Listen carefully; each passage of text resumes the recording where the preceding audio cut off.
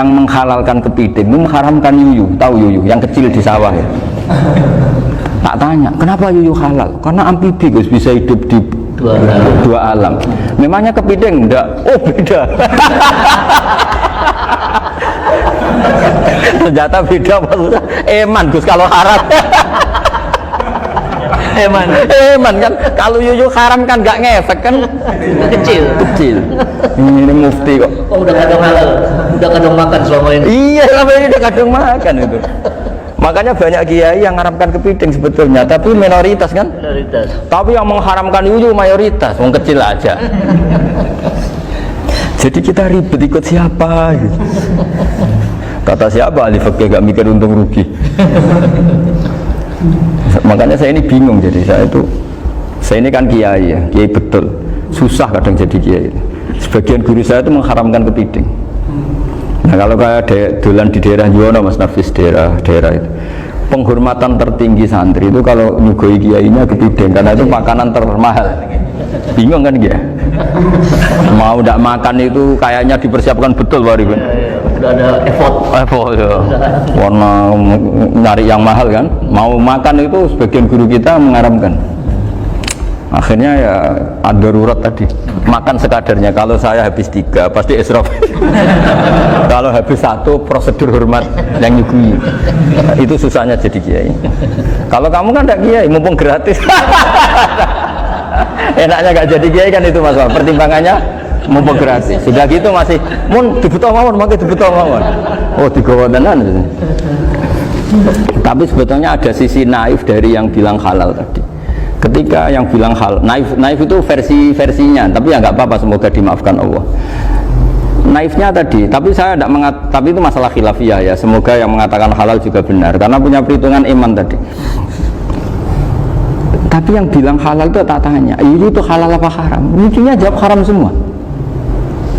Yuyu bahasa Indonesia nggak ada ya kayaknya. Nggak tahu juga saya apa. Teman-teman paham tapi yuyu yang kecil itu. Itu kalau diharamkan nggak ada yang protes ya? Nggak ada. Tapi kalau kepiting? Ini pakai model apa? Coba Pak Wafa. Kalau alasannya amfibi, yuyu sama kepiting sama enggak? Kalau alasannya amfibi, hidup di 2 alam. Sama-sama. Kenapa kepiting jadi halal? Besar, lebih bernilai. Ini juga mufti model baru. Mungkin muftinya menghalalkan itu. Iya makanya itu. Kan, jadi kayak tadi ayam jago tadi orangnya tak tanya akhirnya. Andekan yang kecelakaan itu ayam kecil.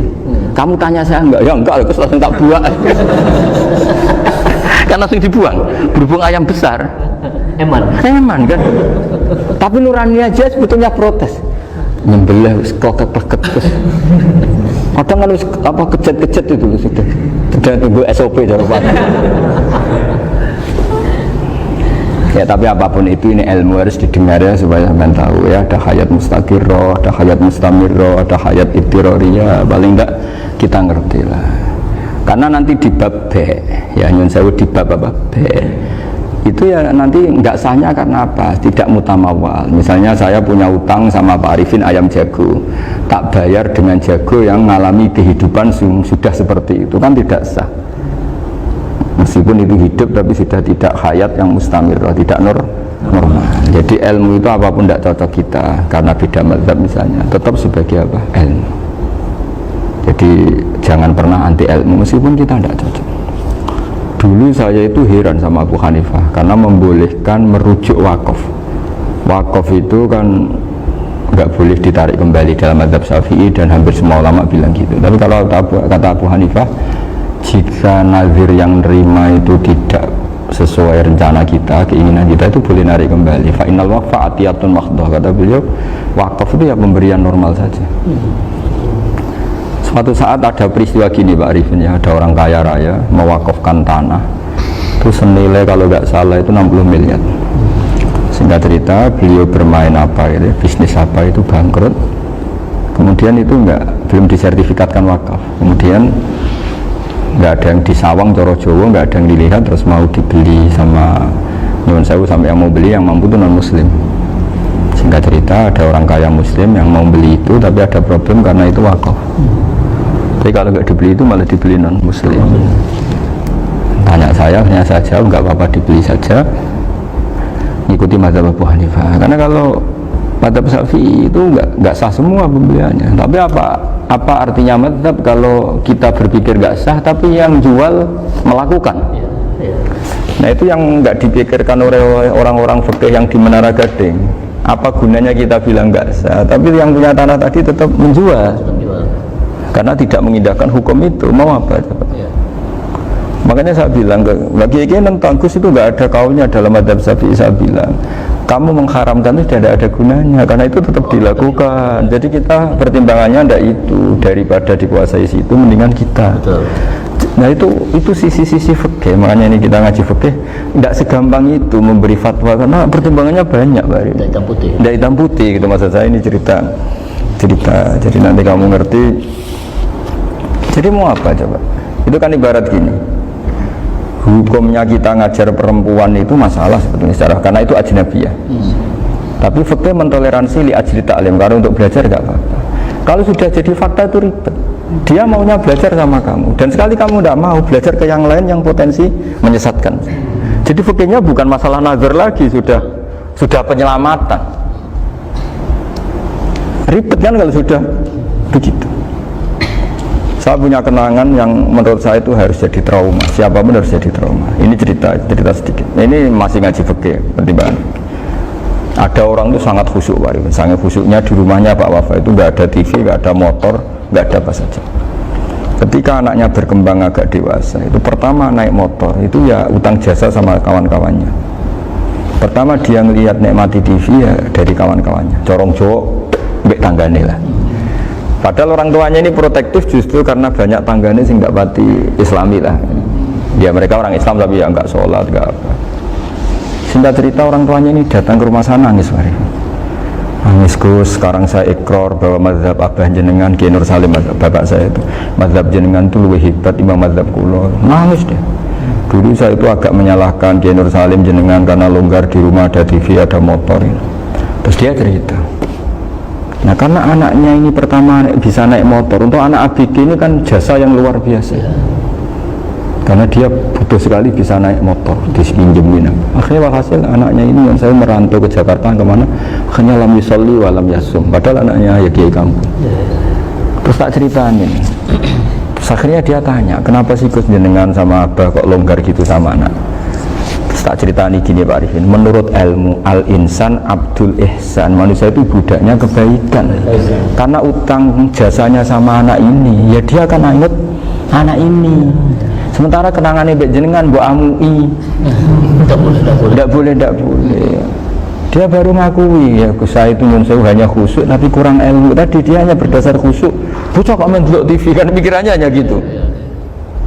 Ini cerita ilmu, saya bukan menjustifikasi manapun, ini kan cerita ilmu Pak Arifin ya. Jadi semuanya itu ada hitung-hitungannya. Coba kalau kita terlalu stakung be anak pertama naik motor jasanya orang nggak sholat ya, pertama roh TV jasanya orang nggak sholat. Coba terikatnya anak ini sama kita apa sama orang itu? Sama orang itu. Bayangkan kalau umur ABG, kalau umur sak pari pun Pak Wafa ini nafsu astagfirullah kan. Gue cok tua nome orang. Gaya tok, bareng tua ada khusus gaya tok. Aslinya namanya bodoh itu. Ya saya sama-sama semua. Cuma saya akan lebih jujur dari biasa. Jadi orang itu harus ngitung gitu. Itu kenapa Mbah Mun itu kayak alim alama. Setahu saya dalamnya ada TV. Putra-putra ini lihat TV. Meskipun kita tidak mungkiri negatifnya TV, kita nggak mungkiri Pak Arifin ya. Tapi tadi ketika anak-anak ABG itu pertama lihat TV jasanya tonggoni. Kalau kebetulan tangganya wong soleh nggak masalah ya. Kalau enggak, itu nangis ke rumah saya itu ya. Nyesel dia. Tidak bisa bilang gini, ini jenengan tiang soleh, mesti anak jenengan suatu saat kembali. Coba pola jenengan harus ubah.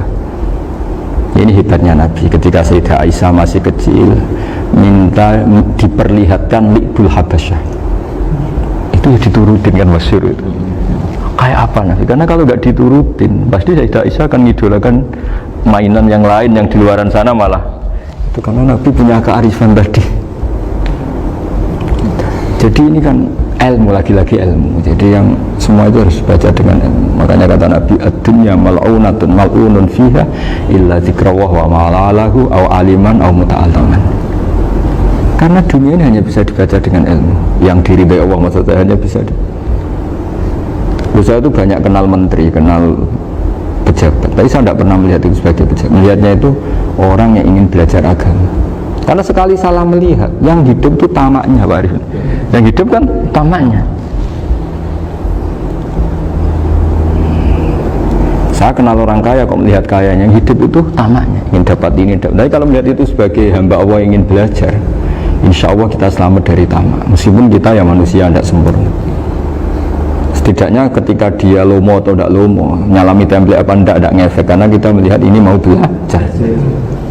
Tapi kalau kamu didorong tamak, oh katanya orang kaya ternyata nggak tahu haknya kiai, ribet kan? Ribet. Ya kalau kamu punya santri cantik ya lihat itu sebagai santri kamu. Jangan melihat ini mau nggak sama saya, kalau enggak ya wah ya ribet kalau gitu. Ini anak-anak muda harus dilatih ikhlas, bahaya ini santri-santri sampean kalau nggak dilatih ikhlas ini bahaya. Karena ini belum punya penggemar pejabat, paling ya anak-anak yang ya tadi ABG. Jadi lah Sarah kembali lagi Sarah itu membicarakan itu detail. Jadi ya makanya kenapa orang mati yang lahir langsung meninggal itu nggak wajib disolati. Alasannya juga ya lucu, karena dikatakan sholat mayit di mana-mana mayit itu sabakohu hayatun. Di mana-mana namanya mati itu terdahului oleh hidup. Nah ini nggak pernah hidup langsung mati. Jadi begitu ya kadang lucu. Ya gitu aja alasannya. Kamu nyolati apa? Mayit. Kenapa kok mayit? Jadi mayit itu namanya mayit. Orang mati. Orang mati. Orang mati artinya pernah hidup. Hidup. Nah itu Sarah. Jadi ketika matan hanya cerita wasiktu alladzi lam yastahilla, nggak pernah nangis, kayak lam yusalla alaih. Sarah bilang mergo ora tahu urip. Kalau nggak pernah hidup berarti nggak bisa dikatakan mati. Kayak sampean miskin itu kan nggak bisa dikatakan bangkrut. Ya, ya miskin aja gitu loh. Kan gitu ya. Karena nggak pernah kaya. Kayak Mas Nafis nggak bisa dikatakan, oh itu Qurannya lupa gimana, nggak pernah hafal. Jadi yang dikatakan lupa itu pernah hafal. Nggak lupa nggak apa, Gus Qurannya lupa, gaya nggak pernah hafal kok bilang apa? Lupa gitu. Nggak boleh Pak Wafa bilang saya ini bangkrut apa? Nggak pernah kaya kok bangkrut. Jadi semua itu ada aturannya itu. Nah itu Sarah, lagi-lagi Sarah. Jadi bahkan banyak yang syarhun ala syarhin. Jadi kayak kitab takrib itu disarai Fathul Qorib.